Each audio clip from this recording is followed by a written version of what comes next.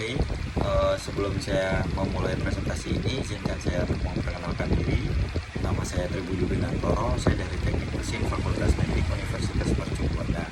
Saya di sini akan mempresentasikan analisis getaran akibat aliran pada silinder yang ditopang oleh dua buah beam. Maaf apabila saya mempresentasikan terlalu cepat, dikarenakan keterbatasan waktu yang saya miliki. Kemudian sebelum saya memulai presentasi, saya akan membacakan terlebih dahulu abstraknya.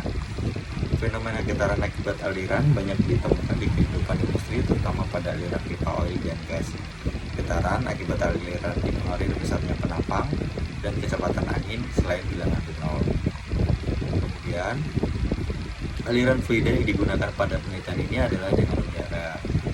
Pada penelitian ini dilakukan dengan memvariasi kecepatan aliran fluida dan pengaruh diameter silinder. Variasi kecepatan aliran fluida yang digunakan adalah 1 meter per second dan 2 meter per second, sedangkan variasi diameter silinder adalah 80 mm dan 100 mm. Akibat pengaruh kecepatan angin yang diberikan akan menyebabkan terjadinya amplitudo yang semakin besar dengan kecepatan angin yang diberikan pada frekuensi yang sama, yaitu 16 Hz. Kemudian latar belakang dilakukan penelitian ini adalah fenomena getaran akibat aliran banyak ditemukan pada industri, terutama aliran ducting dan pipa oil dan gas. Kemudian sejumlah besar aplikasi bangunan laut melibatkan interaksi antara fluida dan struktur berupa silinder. Kemudian yang ketiga, getaran akibat aliran dikenal dengan sebutan vortex induced vibration atau VIV. Kemudian yang keempat, fenomena ini cukup sulit untuk diprediksi karena mekanisme pergerakan aliran dua fase yang kompleks, sehingga itu diperlukan banyak data eksperimen untuk mengetahui VIV. Rumusan masalah: bagaimana karakteristik dinamik pada sistem pada silinder yang ditopang oleh dua beam. Kemudian seberapa besar pengaruh aliran fluida terhadap frekuensi pada beam yang terjadi. Adapun tujuan dilakukan penelitian ini adalah menganalisis karakteristik dinamik pada sistem silinder yang ditopang oleh dua beam dengan metode BAM test. Kemudian pada batasan masalah, analisis getaran difokuskan pada variasi kecepatan angin 1 meter per second dan 2 meter per second. Kemudian pengambilan data eksperimen getaran silinder pada saat dialiri fluida udara dengan 2 sampel menggunakan minimal.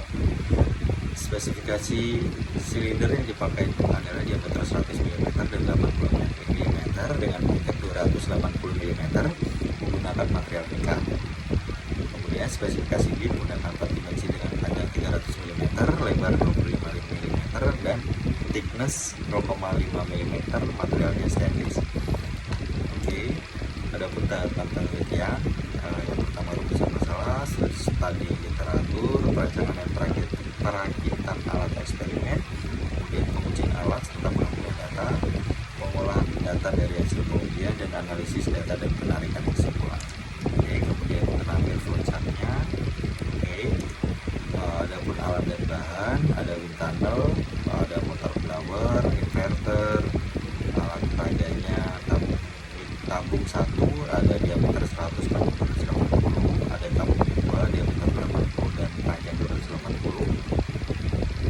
Kemudian ada plat support stainless steel, kemudian ada bracket support, kemudian ada peralatan penunjang, ada arsenometer, kemudian ada fast fourier transform analyzer, kemudian ada anemometer.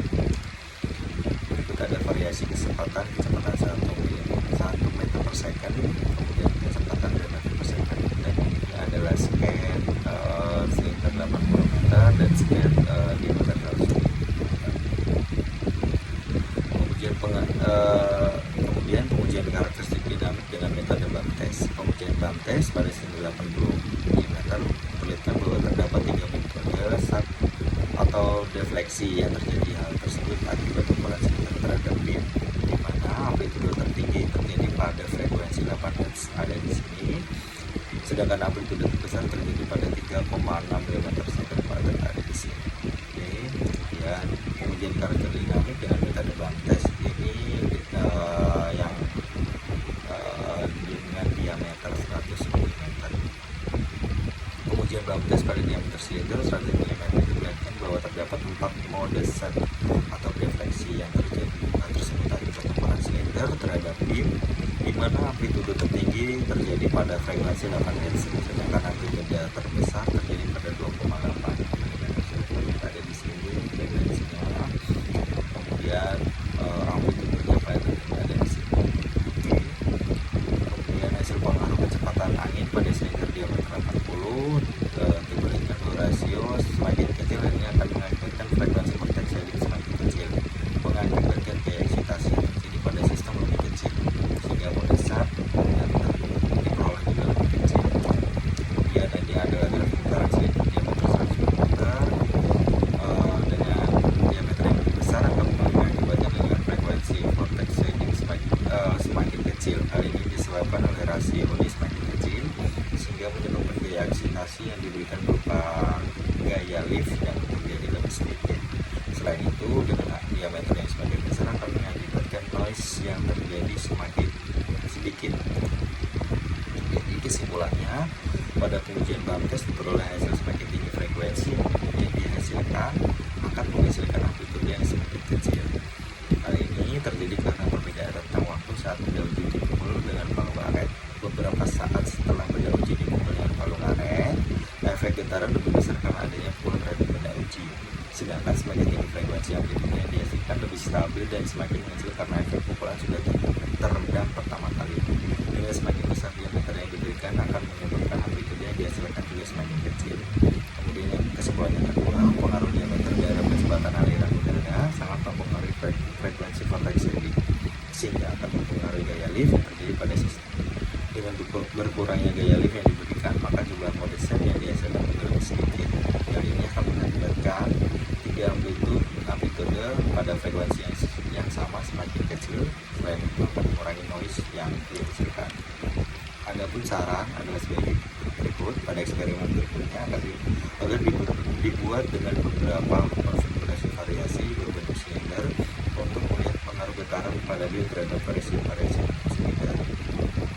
Kemudian saran yang kedua, perlu dilakukan simulasi menggunakan Popsol agar dapat mengetahui geometri vortex, gaya lift, gaya tekanan uji. Selain itu, perlu dikomunikasikan antara hasil pengukuran eksperimen getaran dengan durasi dan analisis. Berikut adalah presentasi saya. Maaf apabila saya terlalu cepat dalam mempresentasikan karena ada keterbatasan saya dalam waktu mempresentasikan.